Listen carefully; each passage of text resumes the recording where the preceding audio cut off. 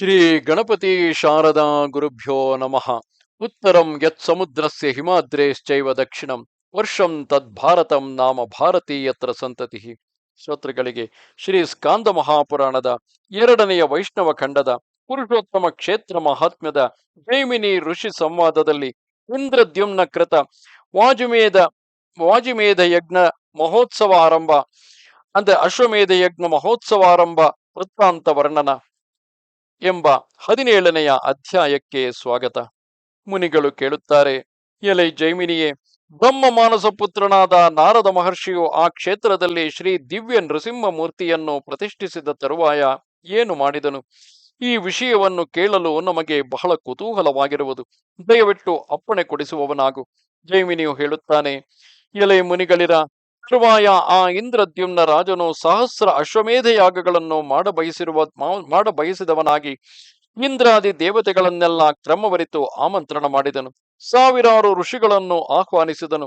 ಷಡಂಗ ಸಹಿತವಾಗಿಯೂ ಪದ ಕ್ರಮ ಸಹಿತವಾಗಿಯೂ 4 ವೇದಗಳನ್ನು ಅಧ್ಯಯನ ಮಾಡಿ ಯಜ್ಞ ಮಾಡಿಸುವುದರಲ್ಲಿ ಕುಶಲರಾಗಿ, ಮೀಮಾಂಸಾ ಶಾಸ್ತ್ರದಲ್ಲಿ ಪಂಡಿತರಾಗಿ, ಭಾಷ್ಯ ಕಲ್ಪ ಸೂತ್ರಗಳನ್ನು ಚೆನ್ನಾಗಿ ತಿಳಿದು ಯಜ್ಞಾದಿ ಸತ್ಕರ್ಮಗಳಲ್ಲಿ ನಿಷ್ಣಾತರಾಗಿ 18 ವಿದ್ಯೆಗಳಲ್ಲಿಯೂ ಕುಶಲರು, ಧರ್ಮ ಕೋವಿದರು, ಸದಾಚಾರವುಳ್ಳವರು, ಪರಿಶುದ್ಧರು, ಸತ್ಕುಲ ಪ್ರಸೂತರು, ಸತ್ಯವಾದಿಗಳು ಆದ ವಿಪ್ರೋತ್ತಮರನ್ನು ಕರೆಯಿಸಿದನು. ಇಷ್ಟೇ ಅಲ್ಲದೆ ಆ ಭೂಪಾಲನು ವೈಷ್ಣವರನ್ನು ವಿಶೇಷವಾಗಿ ಆದರ ಪೂರ್ವಕವಾಗಿ ಆಹ್ವಾನಿಸಿದನು. 3 ಲೋಕಗಳಲ್ಲಿಯೂ ಯಾವ ಯಾವ ರಾಜರಿರುವರೋ ಅವರನ್ನು, ಸಿದ್ಧ ಪುರುಷರನ್ನು, ಗೌತಮಾದಿ ಸಪ್ತರ್ಷಿಗಳನ್ನು ಆಹ್ವಾನಿಸಿದನು. ಅಲ್ಲದೆ ಆ ಯಾಗ ಸಮಾರಂಭಕ್ಕೆ ಸತ್ಕುಲ ಪ್ರಸೂತರಾದ ಶೂದ್ರರು, ವರ್ತಕರು, ದ್ವೀಪಗಳೊಡೆಯರು ನಿಮಂತ್ರಿತರಾದರು.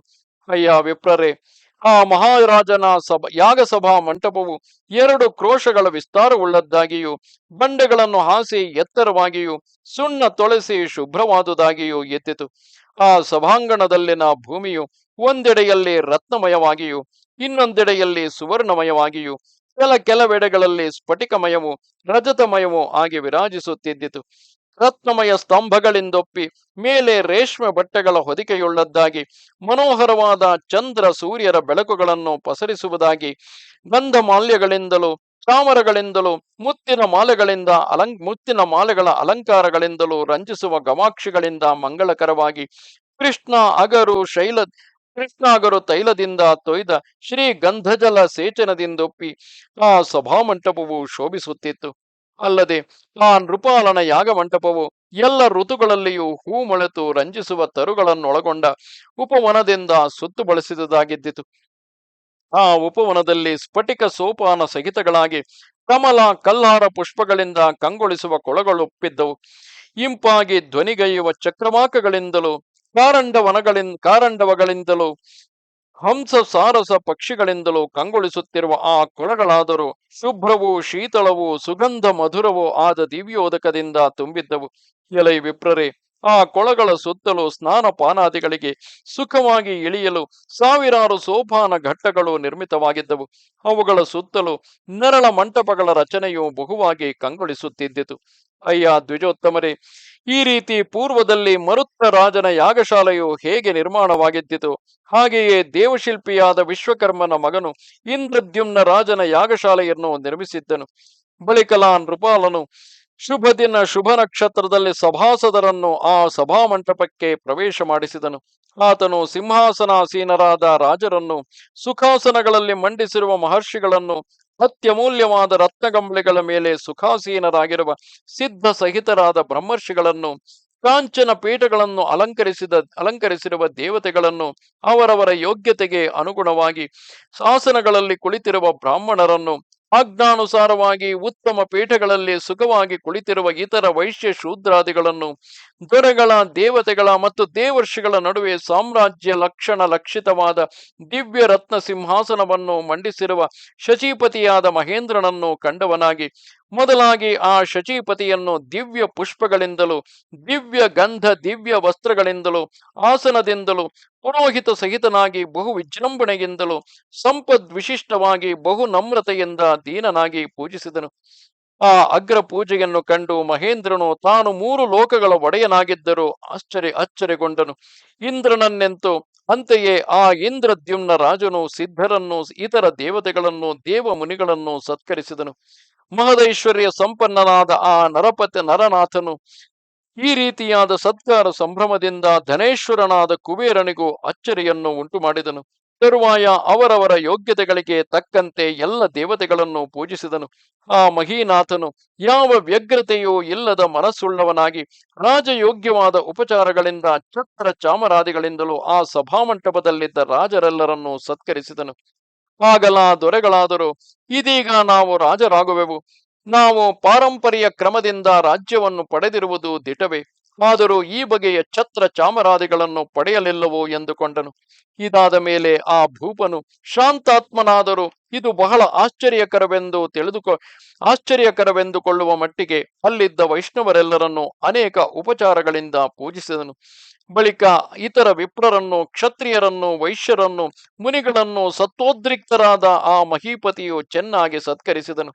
ಇತರ ಶೂದ್ರಾದಿಗಳನ್ನು ಆತನು ಮಂತ್ರಿಗಳ ಮೂಲಕ ಗೌರವಿಸಿ ಆ ಪೂಜಾ ಸಂಭ್ರಮದಿಂದ ಸಂತುಷ್ಟಾಂತರಂಗನಾಗಿ ವಿನಯದಿಂದ ಕೈಗಳನ್ನು ಜೋಡಿಸಿಕೊಂಡು ನಾರದ ಮುನಿಯಿಂದಲೂ ತನ್ನ ಪುರೋಹಿತನಿಂದಲೂ ಸಹಿತನಾಗಿ ಮಹೇಂದ್ರನನ್ನು ಕುರಿತು ಗಟ್ಟಿಯಾಗಿ ಈ ರೀತಿ ವಿಜ್ಞಾಪಿಸಿಕೊಂಡನು. ಇಂದ್ರದ್ಯುಮ್ನನು ಹೇಳುತ್ತಾನೆ: ಓ ದೇವೇಶ್ವರನಾದ ಮಹೇಂದ್ರನೇ, ಈಗ ನಾನು ನಿನ್ನ ಪ್ರಸಾದದಿಂದ ಅಶ್ವಮೇಧ ಯಾಗವನ್ನು ಮಾಡಿ ಯಜ್ಞ ಪುರುಷನಾದ ಶ್ರೀ ಮಹಾವಿಷ್ಣುವನ್ನು ತೃಪ್ತಿಗೊಳಿಸ ಬಯಸುತ್ತೇನೆ. ನೀನು ನನಗೆ ಪ್ರಸನ್ನನಾಗಬೇಕು. ದೇವ, ನೀನು ಸಮಸ್ತ ಯಜ್ಞಗಳಿಗೂ ಒಡೆಯನಾಗಿರುವೆ. ಮೂರು ಲೋಕಗಳಲ್ಲಿಯೂ ವಾಸ ಮಾಡುತ್ತಿರುವ ರಾಜ ಮಹಾರಾಜರು ಸಕಲ ಪ್ರಜೆಗಳು ನಿನ್ನ ಆಜ್ಞಾ ಪಾಲಕರಾದವರೇ. ಆದುದರಿಂದ ನೀನು ಈಗ ನಾನೆಸಗುವ ಯಾಗಕ್ಕೆ ಅಪ್ಪಣೆ ಕೊಡಬೇಕು. ಅಶ್ವಮೇಧ ಸಹಸ್ರವು ಸಮಾಪ್ತವಾಗುವವರೆಗೂ ಪ್ರಭುವಾದ ನೀನು ಈ ದೇವತೆಗಳೊಡಗೂಡಿಯೇ ಈ ಸಭಾಮಧ್ಯದಲ್ಲಿ ಇರುವವನಾಗು. ಓ ದೇವೇಶ್ವರ, ನಾನು ನಿನ್ನ ಪದವಿಯನ್ನು ಹೊಂದಬಯಸಿ ಈ ಸಹಸ್ರ ಅಶ್ವಮೇಧ ಯಾಗಗಳನ್ನು ಮಾಡುವುದಿಲ್ಲವು. ಪ್ರಭುವೆ, ನೀನು ಎಲ್ಲರ ಮನೋವೃತ್ತಿಯನ್ನು ಬಲ್ಲವನಾದುದರಿಂದ ನಾನು ನಿನಗೆ ಏನನ್ನು ಅರಿಕೆ ಮಾಡಬೇಕಾಗಿರುವುದಿಲ್ಲವು. ಪೂರ್ವದಲ್ಲಿ ಈ ಕ್ಷೇತ್ರದಲ್ಲಿ ನೆಲೆಸಿದ್ದ ಪ್ರಭುವಾದ ನೀಲಮಾಧವ ಸ್ವಾಮಿಯು ಉಪಾಸನೆಯ ವೇಳೆಯಲ್ಲಿ ಸ್ವರ್ಣ ವಾಲುಕೆಯಿಂದ ಮುಚ್ಚಿ ಅಂತರ್ಧಾನವಾದದನ್ನು ನೀವೆಲ್ಲರೂ ಕಂಡಿರುವಿರಿ. ಆದುದರಿಂದ ಎಲೈ ಮಹೇಂದ್ರನೇ, ಮುಂದೆ ಆ ಸ್ವಾಮಿಯು ಈ ಕ್ಷೇತ್ರದಲ್ಲಿಯೇ ಪ್ರತ್ಯಕ್ಷವಾಗಿ ಬೆಳಗಲೋಸುಗ ನಾನು ಚತುರಾನನ ಆಜ್ಞೆಯಂತೆ ಅಶ್ವಮೇಧ ಯಾಗವನ್ನು ಮಾಡುತ್ತೇನೆ. ಎಲೈ ವಿಪ್ರರೇ, ಇಂದ್ರದ್ಯುಮ್ನ ರಾಜನು ಎಂತು ಅರಿಕೆ ಮಾಡಲು ಮಹೇಂದ್ರನೇ ಮೊದಲಾದ ದೇವತೆಗಳೆಲ್ಲರೂ ಹಿಂದೆ ನೀಲಮಾಧವನು ಅಂತರ್ಧಾನವಾದ ಮೇಲೆ ಆಕಾಶವಾಣಿಯು ನುಡಿದಿದ್ದ ಮಾತುಗಳನ್ನು ಸ್ಮರಿಸಿ ಪರಮ ಸಂತುಷ್ಟರಾಗಿ ಆ ದೊರೆಯನ್ನು ಕುರಿತು ಹೇಳಿದರು. ಎಲೈ ಇಂದ್ರದ್ಯುಮ್ನನೇ, ನೀನು ದಿಟವಾಗಿಯೂ ಈ ಭೂಲೋಕದಲ್ಲಿ ಸತ್ಯವಾದ ವ್ರತವುಳ್ಳವನಾಗಿರುವೆ. ಪೂರ್ವದಲ್ಲಿಯೇ ನೀನು ಹಿಂದೆ ಈ ಅಶ್ವಮೇಧ ಸಹಸ್ರವನ್ನು ಮಾಡುವೆ ಎಂಬ ವಿಷಯವನ್ನು ನಾವು ತಿಳಿದಿದ್ದೆವು. ಆದುದರಿಂದ ಮೂರು ಲೋಕಗಳನ್ನು ಪಾವನಗೊಳಿಸುವ ಈ ನಿನ್ನ ಪುಣ್ಯ ಕಾರ್ಯದಲ್ಲಿ ನಾವೆಲ್ಲರೂ ಸಹಾಯಕರಾಗಿರುತ್ತೇವೆ. ಈ ಕಾರ್ಯದಲ್ಲಿ ಜಗತ್ತಿನ ಸೃಷ್ಟಿಕರ್ತನೆ ಸಾಕ್ಷಾತ್ತಾಗಿ ಉದ್ಯುಕ್ತನಾಗಿರುವಾಗ ನಾವು ಉದ್ಯುಕ್ತರಾಗಿರುತ್ತೇವೆಂದು ಹೇಳುವುದೇನು?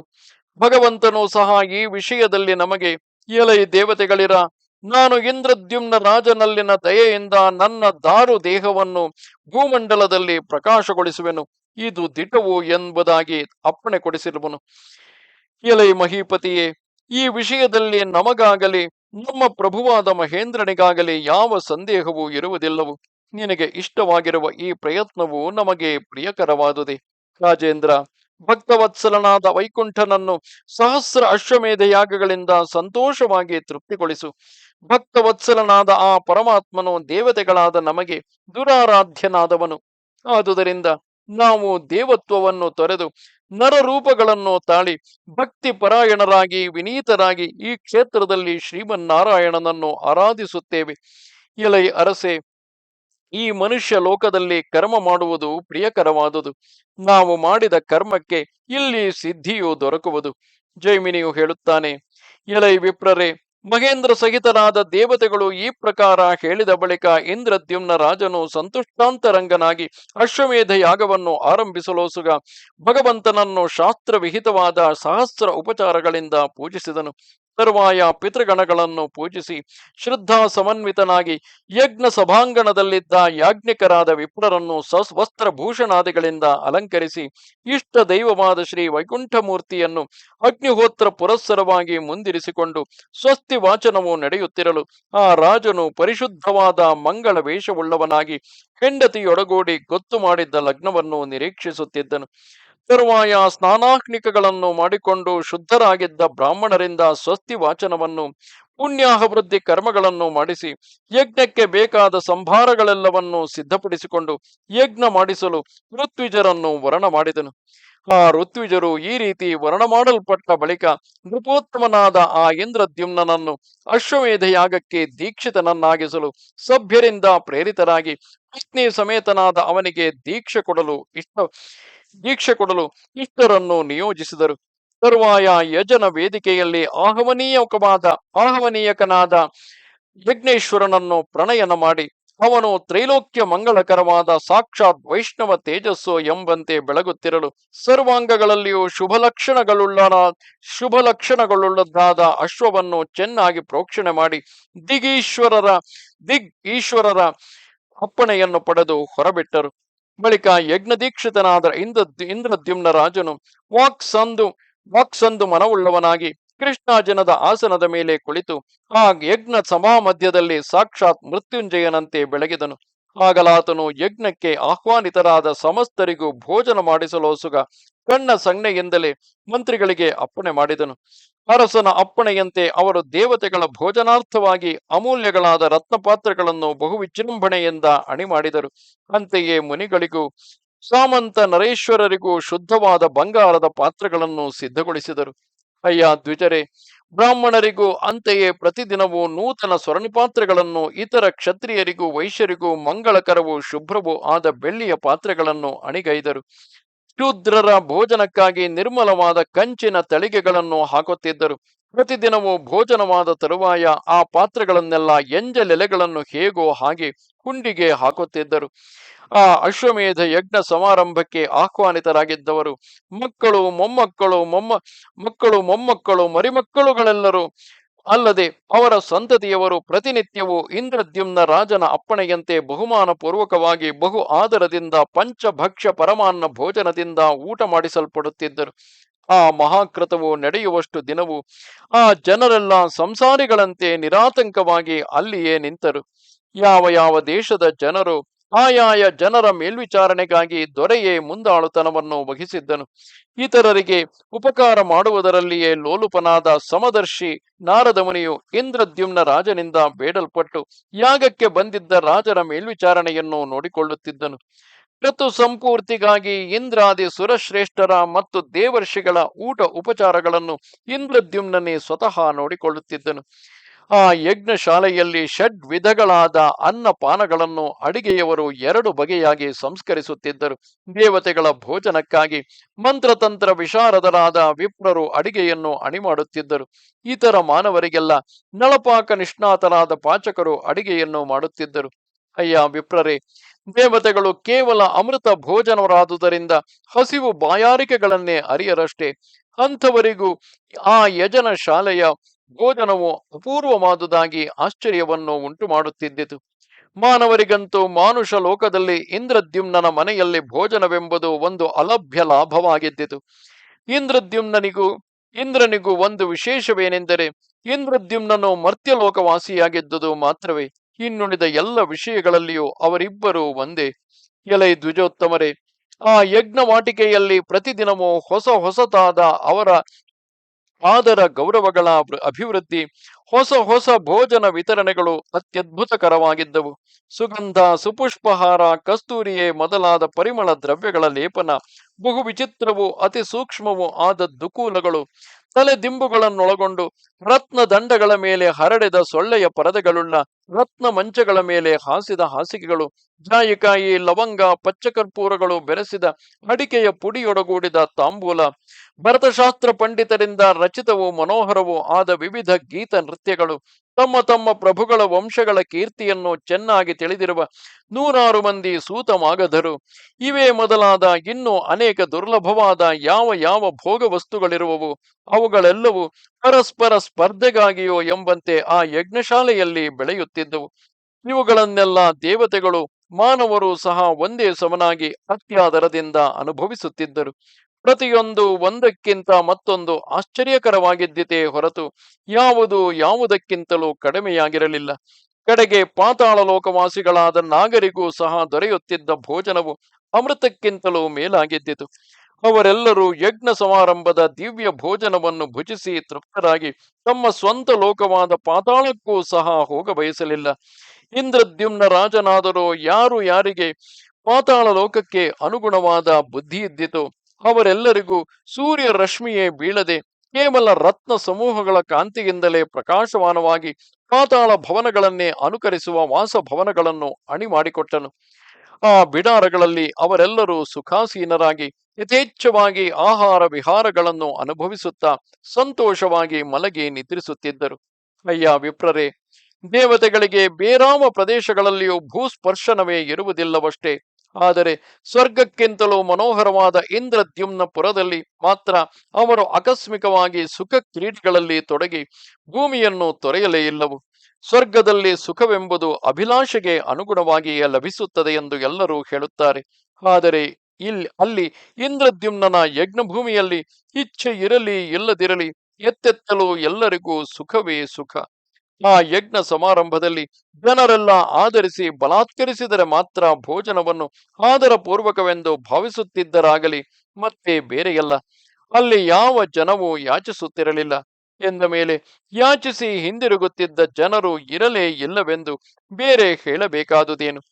ಅಲ್ಲಿಯ ರಾಜಾಧಿರಾಜರ ಭವನಗಳೆಲ್ಲವೂ ಸಾಮಾನ್ಯ ಜನರ ಮನೆಗಳಂತೆಯೇ ಸಾಧಾರಣವಾಗಿ ಹೋಗಿದ್ದವು. ಸಾಮಾನ್ಯ ಜನರ ಮನೆಗಳಲ್ಲಿ ಯಾವ ಯಾವ ಪದಾರ್ಥಗಳು ಎಲ್ಲ ಕಾಲಗಳಲ್ಲಿಯೂ ಇರಲಿಲ್ಲವೋ ಅವೆಲ್ಲವೂ ಅವರಿಗೆ ಸಮೃದ್ಧಿಯಾಗಿ ದೊರಕುತ್ತಿದ್ದವು. ಆ ಭವನಗಳಲ್ಲಿ ದೊರಕದ ವಸ್ತುವೆಂಬುದೇ ಇರಲಿಲ್ಲವು. ಎಲೈ ದ್ವಿಜೋತ್ತಮರೇ, ಆ ಯಜ್ಞದಲ್ಲಿ ಬಯಕೆಗೆ ನಿಲುಕದ ಪದಾರ್ಥಗಳೆಲ್ಲವೂ ಸುಲಭವಾಗಿಯೂ ಯಥೇಚ್ಛವಾಗಿಯೂ ದೊರಕುತ್ತಿದ್ದವು. ಈ ಪ್ರಕಾರವಾಗಿ ಭೂಪತಿಯಾದ ಇಂದ್ರದ್ಯುಮ್ನನ ಅಶ್ವಮೇಧ ಯಾಗವು ಯಜ್ಞೇಶನಾದ ಶ್ರೀ ಮಹಾವಿಷ್ಣುವಿನ ಪ್ರೀತಿಗಾಗಿ ನಡೆಯುತ್ತಿರಲು ಪೂರ್ವದಲ್ಲಿ ಸಮಸ್ತವು ಅಪಹೃತವಾಗಿ ಬರಿದಾಗಿದ್ದ ಭೂಮಿಯೆಲ್ಲವೂ ಸುವರ್ಣ ವೃಷ್ಟಿಯಿಂದ ಭೂಷಿತವಾಗಿ ಕಂಗೊಳಿಸಿತು. ಇಂತು ಯಜ್ಞ ವಿಧಾನವನ್ನು ಚೆನ್ನಾಗಿ ಬಲ್ಲವನಾದ ಆ ಮಹಾರಾಜನ ಅಶ್ವಮೇಧ ಯಾಗವು ನಡೆದು ಸ್ವರ್ಗ ಮರ್ತ್ಯ ಪಾತಾಳ ಲೋಕವಾಸಿಗಳಾದ ಸಮಸ್ತರಿಗೂ ದಾನ ಸಮ್ಮಾನ ಭೋಜನಗಳು ಪ್ರತಿದಿನವೂ ವಿಧಿಪೂರ್ವಕವಾಗಿ ನಡೆಯುತ್ತಿರಲು ಜನರೆಲ್ಲರೂ ಆ ಯಾಗವನ್ನು ಕುರಿತು ಪರಸ್ಪರವಾಗಿ ಗಾಥೆಗಳನ್ನು ಈ ರೀತಿ ಹಾಡತೊಡಗಿದರು.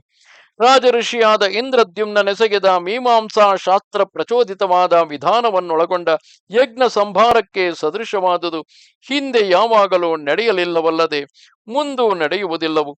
ಈ ಯಜ್ಞ ಮಹೋತ್ಸವಕ್ಕೆ ಆಹ್ವಾನಿತರಾದವರಲ್ಲಿ ಯಾರೂ ಪರಸ್ಪರವಾಗಿ ಯಾಚಕರಾಗಲಿ ಭಾತೃಗಳಲ್ಲದವರಾಗಲಿ ಇಲ್ಲವೇ ಇಲ್ಲವು.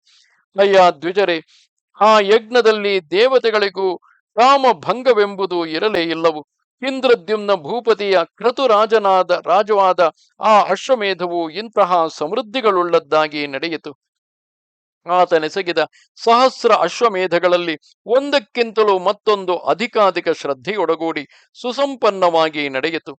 ಸ್ಮೃತಿಕಾರರು, ಕಲ್ಪಕಾರರು, ಶಾಸ್ತ್ರ ಪ್ರಣೇತ್ರಗಳು ಯಜ್ಞವನ್ನು ಅನುಷ್ಠಿಸುವುದರಲ್ಲಿ ಕುಶಲರು, ಸದಾಚಾರವೇ ಕಿರೀಟಪ್ರಾಯವಾಗಿ ಉಳ್ಳವರು, ಅಜ್ಞಾಧಾನ ಮೊದಲಾಗಿ ಅವಭೃತ ಸ್ನಾನದವರೆಗೂ ವಿಧಾನಗಳನ್ನೆಲ್ಲ ಯಥಾಕ್ರಮವಾಗಿ ನಡೆಯಿಸುವವರು ಆದ ಮಹನೀಯರೆಲ್ಲರೂ ಸದಸ್ಯರ ಅನುಮತಿಯನ್ನು ಪಡೆದು ಆ ನೃಪತಿಯ ಪ್ರೀತಿಗಾಗಿ ಸಕಲ ಕರ್ಮಗಳನ್ನು ಕ್ರಮವಾಗಿ ನಡೆಯಿಸುತ್ತಿದ್ದರು.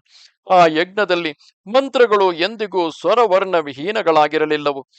ಯಾರು ಯಜ್ಞ ವಿಧಿಯನ್ನು ವಿಧಾಯಕ ಮಾಡಿದವರೋ ಅವರೇ ಅಲ್ಲಿಯ ಯಜ್ಞ ಕರ್ಮವನ್ನು ನಡೆಯಿಸುವವರಾಗಿದ್ದರು. ಪ್ರಾಯಶ್ಚಿತ್ತ ನಿಮಿತ್ತದಿಂದಾಗಲಿ ಪ್ರಾಯಶ್ಚಿತ್ತ ನಿಬಂಧನದಿಂದಾಗಲಿ ಆ ಯಾಗದಲ್ಲಿ ಕರ್ಮಕ್ಕೆ ಅಡಚಣೆಯಾಗುತ್ತಿರಲಿಲ್ಲವು. ಅಲ್ಲಿದ್ದವರೆಲ್ಲರೂ ಯೋಗಿಗಳು, ಅದರಲ್ಲಿಯೂ ಕರ್ಮಯೋಗಿಗಳು. ಅಲ್ಲಿ ಯಜ್ಞ ಸಾಕ್ಷಿಗಳಾದ ಸದಸ್ಯರು ದೇವಲೋಕದ ಗೌತಮಾದಿ ಸಪ್ತ ಋಷಿಗಳು. ಅವರು ಗುಣದೋಷಗಳನ್ನು ವಿಭಾಗ ಮಾಡಿ ಯಾವ ದೋಷಗಳು ತಲೆದೋರದಂತೆ ಕರ್ಮಗಳನ್ನು ಆಗ ಮಾಡಿಸುತ್ತಿದ್ದರು. ವರ್ಣ ಮಾಡಿದ್ದ ಋತ್ವಿಜರಾದರು, ಯಾಜ್ಞವಲ್ಕ್ಯನೇ ಮೊದಲಾದ ಮುನಿಗಳು, ಯಜ್ಞ ಸಭಾ ಮಧ್ಯಗತರಾದ ಆ ಮುನಿಗಳಾದರೂ ಪರಸ್ಪರ ಸಂಭಾಷಣದ ನಡುವೆ ವಾಕ್ಯಗಳನ್ನು, ವೇದ ಸೂಕ್ತಗಳನ್ನು, ರಹಸ್ಯವಾದ ಉಪನಿಷತ್ತುಗಳನ್ನು, ಪುರಾಣ ಗಾಥೆಗಳನ್ನು, ವಿಷ್ಣು ಭಕ್ತಿ ಪುರಸ್ಸರರಾಗಿ ಸಕಲ ಕಲ್ಮಶ ಸಮೂಹಗಳನ್ನು ಪರಿಹರಿಸುವ ಶ್ರೀಹರಿಯ ಚರಿತ್ರೆಗಳನ್ನು ಆ ಮಹೀಪತಿಯ ಯಜ್ಞ ಸಭೆಯಲ್ಲಿ ಹೇಳುತ್ತಿದ್ದರು.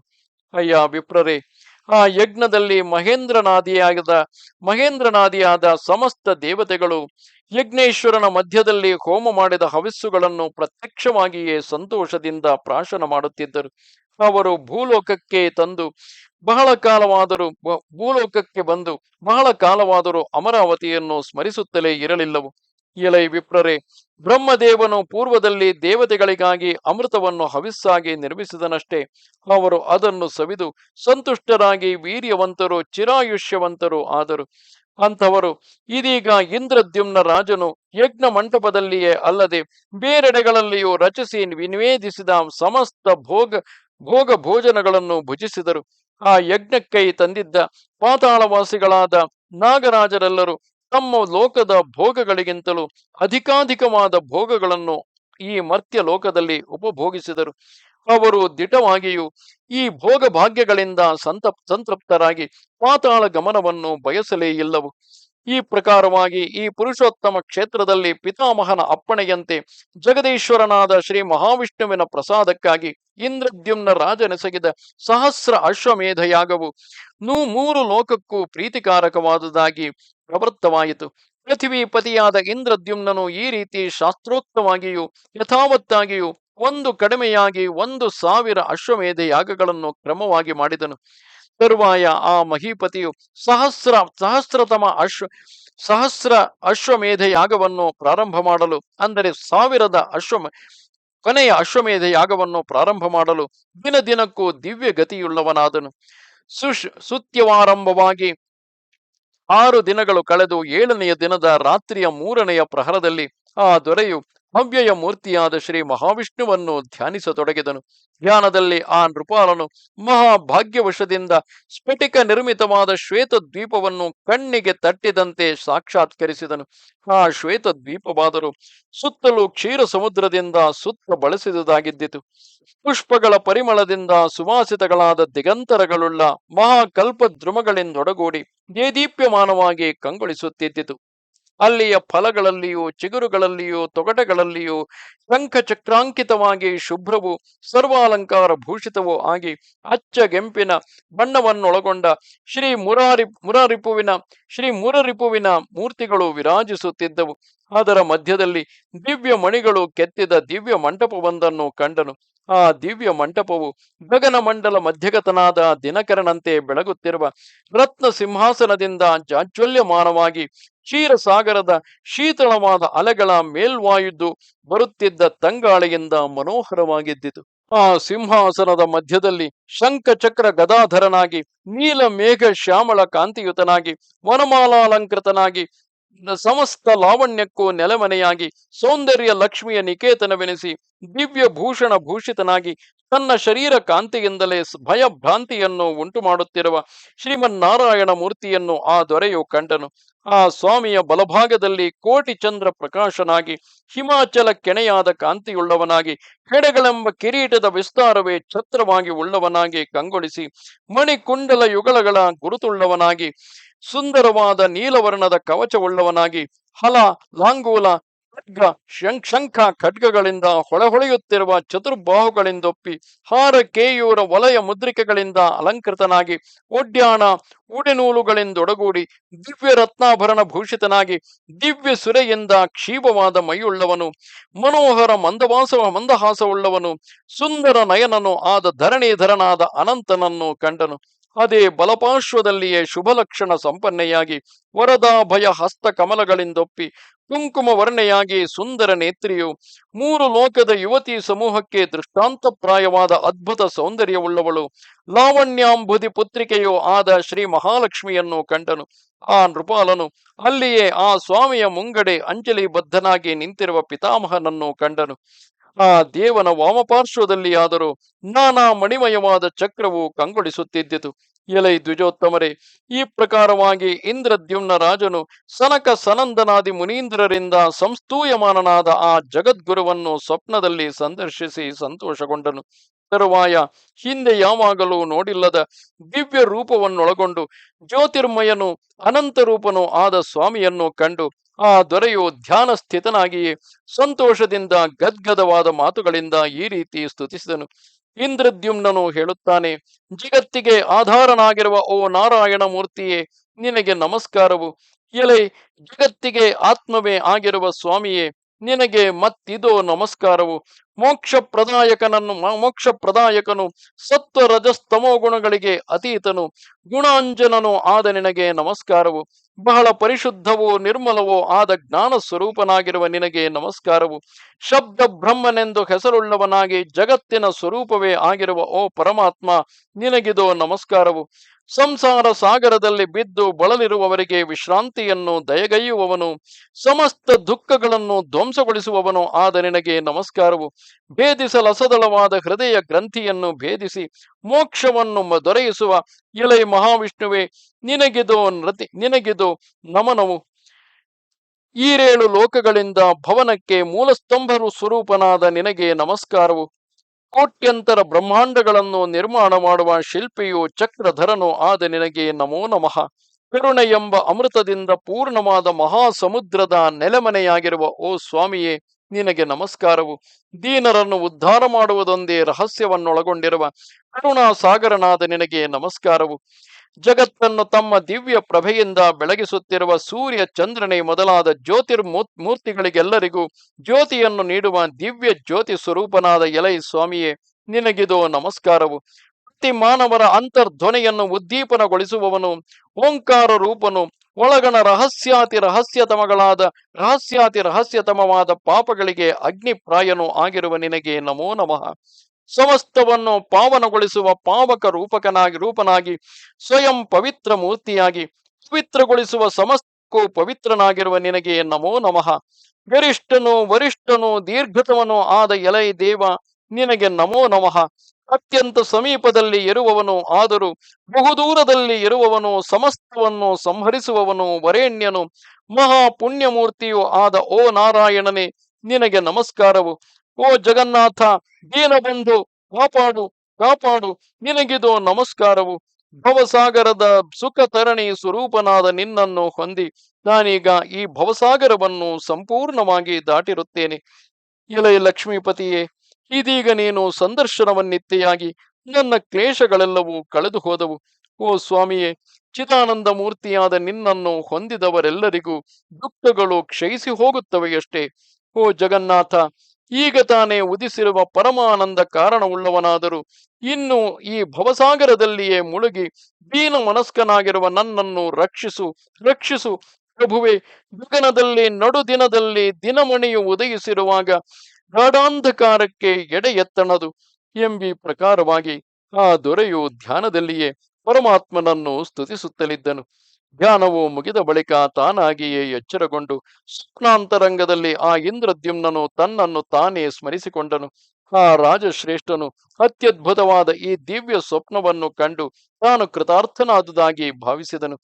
ಅಂತೆಯೇ ತಾನು ಶ್ರೀ ಮಹಾವಿಷ್ಣುವಿನ ಪ್ರೀತ್ಯರ್ಥವಾಗಿ ಮಾಡಿದ ಅಶ್ವಮೇಧ ಸಹಸ್ರವು ಕೃತಕೃತ್ಯವಾಯಿತು ಎಂದುಕೊಂಡನು. ಆಹಾ, ಸಹಸ್ರ ಅಶ್ವಮೇಧವಿದೀಗ ಸಫಲವಾಗಿ ನನ್ನ ಭಾಗ್ಯವು ಈಡೇರಿರುವ ಕಾಲವು ಸನ್ನಿಹಿತವಾಯಿತು. ದೇವಋಷಿಯಾದ ನಾರದ ಮುನಿಯ ಮಾತು ಎಂದಿಗಾದರೂ ಸುಳ್ಳಾಗುವುದೇ? ಆದರೆ ಆ ಜಗನ್ನಾಥನು ನನ್ನ ಮುಂದೆ ಪ್ರತ್ಯಕ್ಷನಾಗುವುದೆಂತು ಎಂದೇ ಚಿಂತಿಸುತ್ತಾ ಆ ದೊರೆಯು ರಾತ್ರಿ ಶೇಷವನ್ನು ಹೇಗೆಯೋ ಕಳೆದನು. ಬಳಿಕ ಬೆಳಗಾಗುತ್ತಲೇ ಅವನು ತಾನು ಅನುಭವಿಸಿದ ಸ್ವಪ್ನವನ್ನು ನಾರದನಿಗೆ ತಿಳಿಸಿದನು. ನಾರದ ಮುನಿಯೂ ಸಹ, ಅಯ್ಯ ದೊರೆಯೇ, ಇದೀಗ ನಿನ್ನ ಶೋಕವು ಕಳೆದು ಹೋಯಿತೆಂದು ತಿಳಿ. ನೀನು ಅರುಣೋದಯ ಕಾಲದಲ್ಲಿ ಆ ಭಗವಂತನನ್ನು ಕಂಡೆಯಾದುದರಿಂದ ಈ ಸ್ವಪ್ನವು ಇಂದಿನಿಂದ 10 ದಿನಗಳಾದ ಮೇಲೆ ಸಫಲವಾಗುವುದು. ಚರಾಚರ ಪ್ರಪಂಚಕ್ಕೆ ಗುರುವಾದ ಚತುರ್ಮುಖ ಬ್ರಹ್ಮನು ನನ್ನ ಮಾತುಗಳ ಮೂಲಕ ಸಹಸ್ರ ಅಶ್ವಮೇಧ ಯಾಗಗಳಾದ ಬಳಿಕ ಶ್ರೀಮನ್ನಾರಾಯಣ ಮೂರ್ತಿಯು ನಿನಗೆ ಪ್ರತ್ಯಕ್ಷನಾಗುವನೆಂದು ಹೇಳಲಿಲ್ಲವೇ? ಈಗಲಾದರೂ ಆ ಜಗತ್ ಸೃಷ್ಟವು ನಿನಗೆ ಸ್ವಪ್ನದಲ್ಲಿ ಸಂದರ್ಶನವನ್ನಿತ್ತಿರುವನು. ಆದುದರಿಂದ ನೀನು ಈ ಸಹಸ್ರ ಅಶ್ವಮೇಧ ಯಾಗವನ್ನು ಸಹಸ್ರತಮ ಅಂದರೆ 1000 ಸಹಸ್ರತಮ ಅಶ್ವಮೇಧ ಯಾಗವನ್ನು ಪೂರ್ಣಗೊಳಿಸು. ಈಗ ನೀನು ಕಂಡ ಸ್ವಪ್ನದ ವಿಚಾರವನ್ನು ಇತರರು ಯಾರಲ್ಲಿಯೂ ಹೇಳಬೇಡ. ಅಯ್ಯ ರಾಜಶ್ರೇಷ್ಠನೇ, ನೀನು ಕಂಡ ಈ ಸ್ವಪ್ನವು ತಿಳಿಯಲು ಅತಿ ಕಷ್ಟವಾದ ಚರಿತ್ರೆಯುಳ್ಳ ಶ್ರೀಹರಿಯ ಲೀಲೆಯೇ ಆಗಿರುವುದು. ಇಂತಹ ಸ್ವಪ್ನವು ಭಾಗ್ಯವಂತರಾದವರಿಗೆ ಮಾತ್ರ ಆಗುತ್ತದೆಯಾದುದರಿಂದ ನಿನ್ನ ಭಾಗ್ಯಕ್ಕೆ ಎಣೆಯೇ ಇಲ್ಲವು. ನೀನೇ ಭಾಗ್ಯಶಾಲಿಯು. ಇಲ್ಲಿಗೆ ಶ್ರೀ ಸ್ಕಾಂದ ಮಹಾಪುರಾಣದ 2ನೆಯ ವೈಷ್ಣವ ಖಂಡದ ಪುರುಷೋತ್ತಮ ಕ್ಷೇತ್ರ ಮಹಾತ್ಮ್ಯದ ಜೈಮಿನಿ ಋಷಿ ಸಂವಾದದಲ್ಲಿ ಇಂದ್ರದ್ಯುಮ್ನ ಕೃತ ವಾಜಿಮೇಧ ಯಜ್ಞ ಅಥವಾ ಅಶ್ವಮೇಧ ಯಜ್ಞ ಮಹೋತ್ಸವಾರಂಭ ವೃತ್ತಾಂತ ವರ್ಣನವೆಂಬ 17ನೆಯ ಅಧ್ಯಾಯವು ಮುಗಿದುದು. ನಮಸ್ತೆ ಶಾರದೆ ದೇವಿ ಕಾಶ್ಮೀರ ಪುರವಾಸಿನಿ ತ್ವಾಮಹಂ ಪ್ರಾರ್ಥೆಗೆ ನಿತ್ಯಂ ವಿದ್ಯಾದಾನಂಚ ದೇಹಿಮೆ. ನಮಸ್ಕಾರ.